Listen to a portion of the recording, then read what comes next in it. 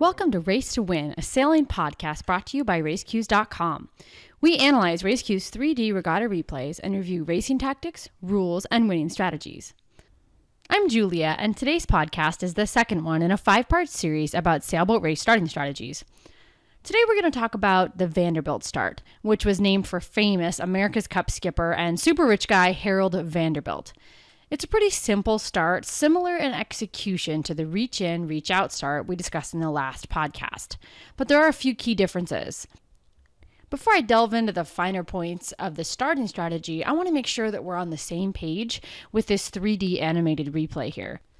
This is a replay of the 2013 Melges World Championships held in San Francisco Bay.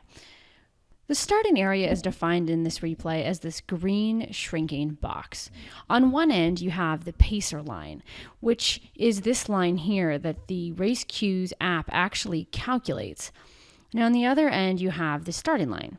Basically, if you're in front of the pacer line, you're going to be early to your start, and if you're behind the pacer line, you're going to be late. You want to be just right on it to get an on-time start. This is a really great visual tool to help me evaluate who did a good job of judging time and distance to the start and who was a little bit off. Soon we're going to be coming out with a new version of the perfect start component of our iPhone app, which makes this pacer line actually show up on your phone screen as you're physically 2 minutes from the start. And it's a really great tool to help you get to the starting line on time. So anyways, let's take a look at how to pull off the Vanderbilt Start, otherwise known as the full speed approach.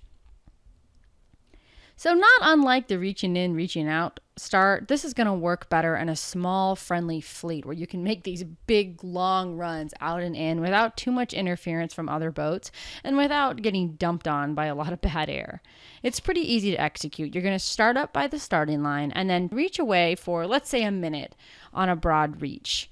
Now, the reaching in, reaching out crowd will be heading out on a bean reach. So this means that when you jibe around and head for the start, you're going to be leeward of all of those people.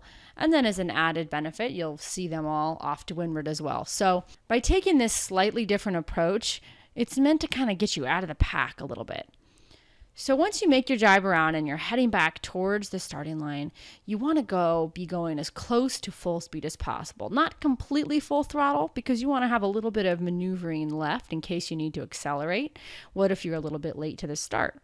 If you're a little bit early, you can just turn down and sail down the starting line a little bit to get a little bit further down, keeping your full speed before you turn and head for the line again.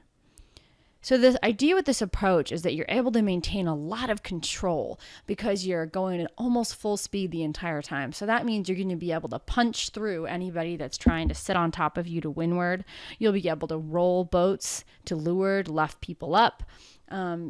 Speed is one of the things that is going to give you the control that you need to battle your way to a spot on the starting line. So we're going to be using boat 8 for our example.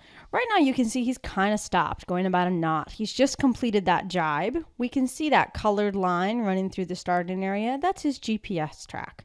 So he's already reached away from the starting line, has made his jibe, and is headed back. Now, there's 1 minute to the start. I can see that up here on the right-hand side. I have a timer that's ticking down. And then I also can see who is the closest to the starting line. So he's picking up speed now. Again, we call this the full speed approach, and you're going to see him maintain between 5 or 6 knots. He's slowed a little bit down right now. He's turning down the line. That's because he's a little early. We can agree with that because he's ahead of that green pacer line that we talked about. So now he's come back up again, and he is still a little bit early, just ahead of the pacer line. You can see how he really is to leeward of this whole group of people over there that were probably doing more of a reach in, reach out approach as opposed to the Vanderbilt Start, where remember you go away on a broad reach, so you end up below everybody. So he is sailing a bit of a zigzag course, which is a great way to slow down if you're a little bit early for the start, but he is maintaining that full speed. So he's going to start at just about 6 knots. And off he goes. Out of the fleet of the 25 boats that we recorded, he was 6th across the starting line. So that's really pretty good. Now, I say this isn't for crowded fleets, but you know that there was about 60 boats in this regatta, although we only see about 25 here in the replay. But these are professional level racers, so he was able to make this work in this fleet and get a pretty good start. That being said, there's no magic bullet. There's no perfect starting strategy that's going to work for you every time. Of course, a savvy skipper is going to listen to these podcasts, maybe have everything filed away, and then adapt the techniques to change on the fly as necessary. Now that you know the basics of the Vanderbilt Start and the reaching in and out start, you've got a couple things to try out if you're getting back into spring sailing. And you might want to try out the free RaceQueues app this weekend too and make your own 3D regatta replay. It's amazing to go back and watch yourself and see, what you could have done differently. The RaceQueues app is totally free, so give it a try. You can download it for smartphones. It works on both iPhones, get it in iTunes, or most Androids.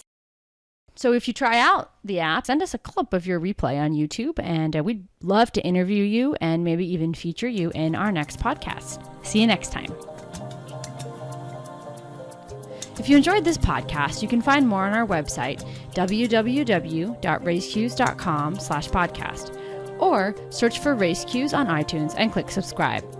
We would love to hear from you, so please give us a review on iTunes.